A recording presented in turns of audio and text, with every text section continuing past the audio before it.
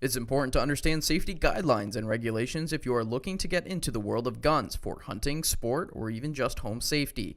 ABC 10 was able to get a chance to learn more about guns due to the Marquette County Sheriff's Department trading in their old issued weapons for some new ones. So our current handguns are 15 years old. We've purchased new generation of handguns. So the purpose of today is we're going to come out and try out the new weapons, make sure everyone's comfortable with the new weapons, make sure that they're functioning properly.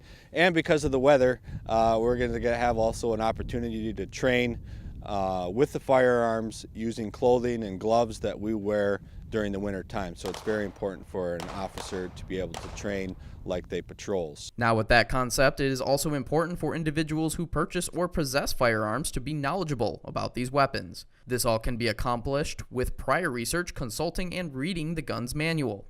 New owners obviously should read their owner's manual to become familiar with the weapon. They should have a safe, secure spot to keep the weapon at home or in their vehicle. And if they're still uncomfortable, make sure that they contact a professional that is a firearms instructor.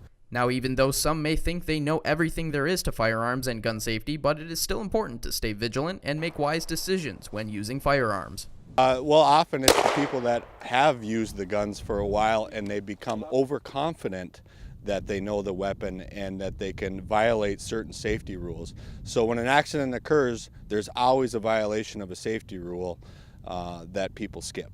Some of these safeties while handling a firearm include: always know if your weapons are loaded and unloaded. Always act like a gun is loaded when handling. Keep your finger off the trigger until you are ready to shoot. Keep the safety applied if the firearm is equipped with one until you are ready to shoot.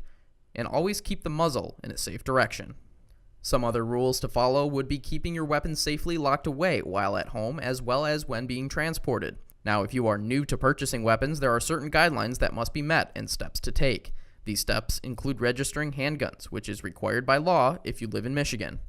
The process may be lengthy and time-consuming for some, but it allows law enforcement to keep people safe and weapons out of the hands of criminals. This process can be done at the Marquette County Police Department, where they can get you started on your purchase of a handgun. Once you come into the sheriff's office, you would be given a permit to purchase, and you have 30 days to fill that out. It comes in triplicate form. One goes to the state police, one goes to the purchaser, and then you get to keep one also if you're selling it. So you have to fill that out within 10 days, and you have to sign it and have it notarized and bring it back into our office. The reason for registering handguns also helps identify the owner and can help law enforcement with crimes that were done with the weapon. This can also help owners find weapons that may have been stolen and obtained later by law enforcement. If your weapon is stolen, first of all, it's very important that you report it as soon as you find that it has been stolen.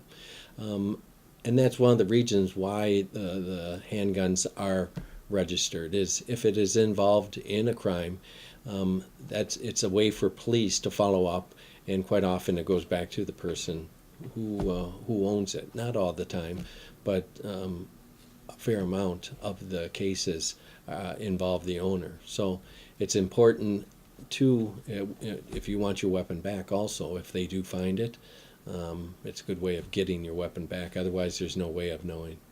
Now, if you are transporting firearms, it is a law that you secure your gun and ammo separately so that no one has easy access to the firearm while operating a vehicle.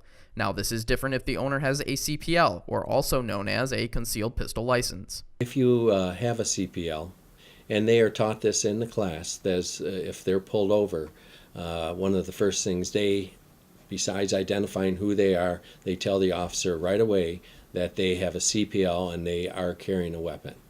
That's for their safety and the officer's safety. For more information about gun safety, purchasing, or regulations, please go to our website at abc10up.com. Reporting in Marquette County, I'm Dan Callahan for ABC 10 and the CW5.